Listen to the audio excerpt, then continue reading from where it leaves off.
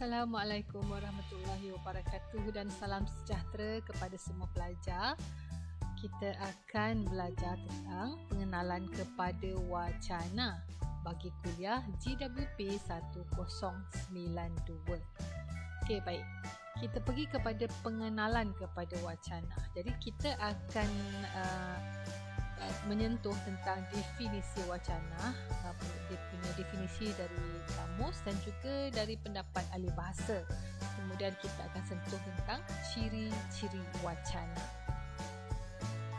Apa itu wacana? Okay, definisi wacana menurut kamus ada rujukan dari beberapa buah kamus. Yang pertama ialah kamus Dewan edisi keempat. Wacana ialah keseluruhan tutur yang merupakan suatu kesatuan, ucapan, pertuturan ataupun percakapan. Ia juga merupakan kesatuan fikiran yang utuh, sama ada dalam bentuk lisan seperti pidato, khutbah ataupun tulisan seperti surat, artikel, novel dan cerpen. Baiklah, wacana ini merupakan tahap yang tertinggi lah dari segi bahasa, kerana contohnya yang paling asas ialah huruf, huruf. Kemudian kita ada huruf vowel dan huruf konsonan. Lepas tu kita ada kosakata. Kita ada suku kata. Lepas suku kata kita ada kosakata, perkataan. Kemudian kita ada ayat, ada frasa, ada ayat, ada klosa. Kemudian pergi kepada perenggan. Kemudian keseluruhan esei merupakan satu wacana, sama ada dalam bentuk tulisan maupun lisan. Okey. Kemudian kita lihat kepada apakah definisi wacana dalam kamus Webster. Dalam kamus Webster mengatakan bahawa wacana ialah hubungan fikiran dengan kata-kata, ekspresi idea-idea atau gagasan-gagasan atau percakapan. Definisi kedua, hubungan secara umum terutama sebagai suatu subjek kajian atau pokok telahan. Pokok telahannya adalah punca untuk kita, punca kepada jangkauan kita, jangkaan kita. Bila kita dah memperkatakan sesuatu pada awalnya, maka kita boleh jangkakan, kita boleh menelah apa yang akan berlaku seterusnya. Maka ia adalah dalam satu wacana di mana kita bercakap mengikut konteks. Kemudian ia juga merujuk kepada risalah tulis seperti disertasi formal, kuliah, ceramah dan juga khutbah. Baiklah, kita pergi kepada slide yang seterusnya. Wacana adalah terjemahan dari perkataan Inggeris. Dalam bahasa Inggeris kita panggil discourse. Discourse ni berasal dari bahasa Latin discursus yang bererti lari kian kemari. Kemudian wacana juga berasal daripada perkataan bahasa Jawa, wacono. Ada yang berbangsa Jawa ke di sini? Jika ada, sila pastikan betul ke tidak. Wacono pula daripada perkataan woco yang bermaksud baca. Okey. Kemudian kita teruskan kepada slide yang seterusnya.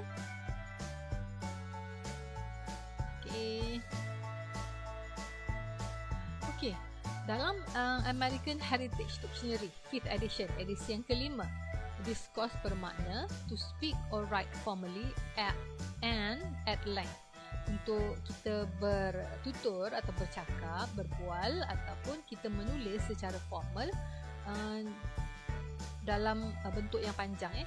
Kemudian to engage in conversation or discussion, untuk berbincang dalam perbualan ataupun perbincangan.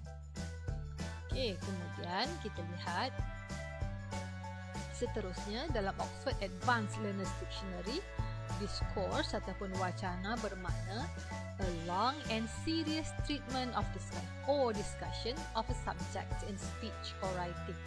Satu perbincangan yang panjang juga tentang sesuatu perkara.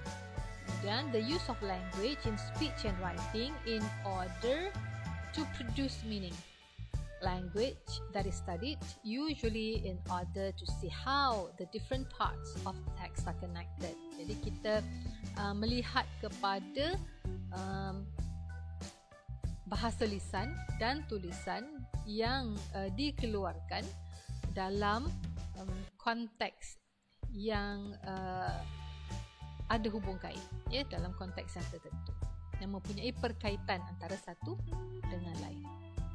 Baiklah, seterusnya kita lihat wacana ringkasnya ialah unit bahasa yang melebihi had ayat yang terdiri daripada ayat, sejumlah ayat atau ceraian, bab dalam buku ataupun cerita, dialog, siri buku dan sebagainya yang menunjukkan hubungan-hubungan dan perkembangan fikiran yang berturutan. Sama yang seperti saya cakap tadi lah, wacana ni adalah dalam hierarkinya adalah yang paling tinggi dalam bahasa, kerana dia menyampaikan butir isi ataupun idea-idea yang hendak disampaikan menerusi bahasa. Ya, wacana juga merupakan adalah sebagai kesinambungan cerita yang ditunjangi oleh jalinan beberapa maklumat. Jadi maklumat tu kena berkait. Sekiranya tidak berkait, dia bukan wacana lah, dia setakat ayat. Jadi bila ayat-ayat ini kita gabungkan menjadi satu maklumat yang boleh difahami, maka dia jadi wacana. Okey, baik, seterusnya wacana menurut pendapat ahli bahasa. Okey, ini ada ini adalah perbandingan lah, ya. Pertama, sumber Kamus Dewan, kemudian Kamus Linguistik, kemudian pendapat dari Asmah Haji Omar, pakar bahasa, dan juga Henry Guntur Tarikan. Jadi ini kita boleh lihat yang dari sumber kamus dan Kamus Linguistik tadi kita boleh telah saya jelaskan. Asmah Haji Omar pula mengatakan bahawa unit bahasa yang melebihi batas ayat. Ya, wacana merupakan unit bahasa yang melebihi batas ayat. Dengan itu, wacana boleh terdiri daripada ayat, sejumlah ayat, ceraian, bab, buku, siri buku atau sebagainya yang memerihalkan kesatuan dan hubungan antara butir-butir fikiran dan juga perkembangan akaliah yang ada di dalamnya. Kemudian Henry Guntur Tarikan pula menyatakan bahawa wacana merupakan satuan bahasa yang terlengkap, yang paling lengkap dan paling tinggi atau paling besar di atas kalimat atau klosa dengan koheren ataupun kepaduan dan kohesi, iaitu perkaitan tinggi yang berkesinambungan yang mempunyai awal dan akhir yang nyata disampaikan secara lisan atau bertulis. Dia sekali lagi menekankan apa yang saya sebut tadi, bahawa wacana merupakan aras yang tertinggi dalam kita mempelajari bahasa. Ya, sebab kerana wacana bila kita menggunakan bahasa, wacananya mesti jelas perkara, idea, subjek yang dibincangkan berdasarkan konteks dan saling kait mengait untuk memberi makna kepada wacana tersebut. Okey, baik. Kemudian jenis-jenis wacana. Umumnya wacana dapat dibahagikan kepada dua jenis, iaitu wacana lisan dan wacana tulisan. Saya dah berulang kali jugalah sebut tentang perkara ini tadi. Kemudian wacana lisan. Wacana lisan ini ialah wacana yang dihasilkan melalui pertuturan lah, melalui media lisan. Komunikasi yang terlibat dalam wacana lisan ini ialah komunikasi interaktif, iaitu komunikasi yang melibatkan hubungan pembicara, iaitu seperti saya, dan juga pendengar secara langsung, orang yang bercakap dan juga orang yang mendengar secara langsung. Dan dalam wacana lisan, pembicara ataupun orang yang bercakap biasanya akan menggunakan ekspresi wajah, intonasi suara. Wajahnya gembira, suka, lucu. Begitu juga dengan intonasi suara. Kalau marah, mungkin suaranya kuatkan gerak badannya dan sebagainya untuk menyampaikan sesuatu maklumat kepada pendengar. Jadi biasanya dalam wacana lisan, orang yang berbicara ini akan mendapat respon daripada pendengar pada ketika itu juga. Ya, kerana dia dua hala secara interaktif. Jadi antara contoh wacana lisan adalah menerusi perbualan, temu ramah, ceramah, khutbah, pidato dan siaran televisyen atau radio. Tapi ada juga yang tidak dua hala lah, kerana kalau kita melihat kepada pidato, dia merupakan penyampaian, dan juga siaran televisyen atau radio memang ada kalanya dia sebagai satu saluran yang memberi maklumat, dia tidak interaktif. Ya, melihat kepada konteks. Okey, baik. Seterusnya adalah wacana tulisan. Wacana tulisan ialah wacana yang disampaikan secara bertulis. Komunikasi yang terlibat adalah komunikasi tidak langsung, iaitu komunikasi satu arah sahaja. Dia tidak interaktif. Jadi penulis tidak berhadapan dengan pembaca sewaktu wacana tersebut dihasilkan. Oleh itu penulis tidak mendapat respon secara langsung daripada pembaca. Jadi wacana tulisan seringkali disunting terlebih dahulu bagi menghasilkan tulisan yang berkualiti dan tepat. Dalam wacana tulisan, pembaca perlu membaca teks yang ditulis untuk memahami maksud yang ingin disampaikan oleh seseorang pengarang ataupun seseorang penulis. Jadi antara contoh wacana tulisan ialah tulisan-tulisan terdapat dalam akhbar, dalam majalah, dalam buku dan sebagainya. Ya, komik, ada juga cerpen ni, cerita pendek dan sebagainya. Okey, konsep wacana. Konsep wacana ni amat berkait rapat dengan penggunaan bahasa yang tersusun. Ada struktur dalaman dan ada tujuan. Orang tidak saja bercakap tanpa tujuan. Dia mesti ada tujuannya. Adakah tujuannya untuk memujuk, tujuannya untuk menyampaikan maklumat, ataupun tujuannya untuk mengajar, mendidik. Ya.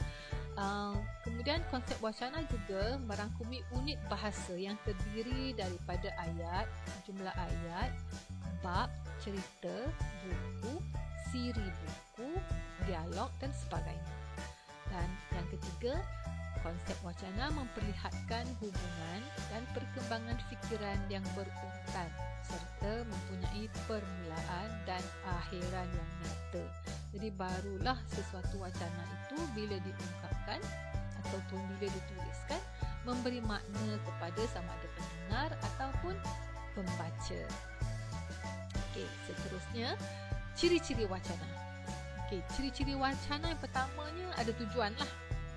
Bila kita bercakap ataupun mewujudkan satu wacana itu perlu ada tujuan yang tertentu. Seperti saya sebut tadi, adakah tujuannya untuk memujuk atau tujuannya untuk menasihat. Ya. Jadi ia juga berlandaskan hubungan penutur atau pendengar atau penulis dan pembaca. Kemudian berlaku secara formal dan tidak formal. Jadi ciri-ciri wacana juga ada unsur susun atur, urutan yang berkaitan. Ya, dia susun aturnya ataupun urutannya dalam sekuen yang betul. Ya, apa urutannya, sama apa yang mula, pertengahan dan akhir. Dan dia tidak mengulang maklumat terdahulu. Kemudian ia juga tidak berupa maklumat bertentangan dengan yang dahulu. Jadi perlu ada perkaitan lah. Kalau ada pertentangan, maka perlu dijelaskan. Kemudian ada andaian dan juga inferensi. Jadi ini merupakan ciri-ciri wacana. Kita sudah pun sampai ke hujung. Jadi sekian sampai di sini dahulu. Untuk tugasan tutorial, sila kembali ke Google Classroom. Baik, hingga kita berjumpa lagi. Sekian.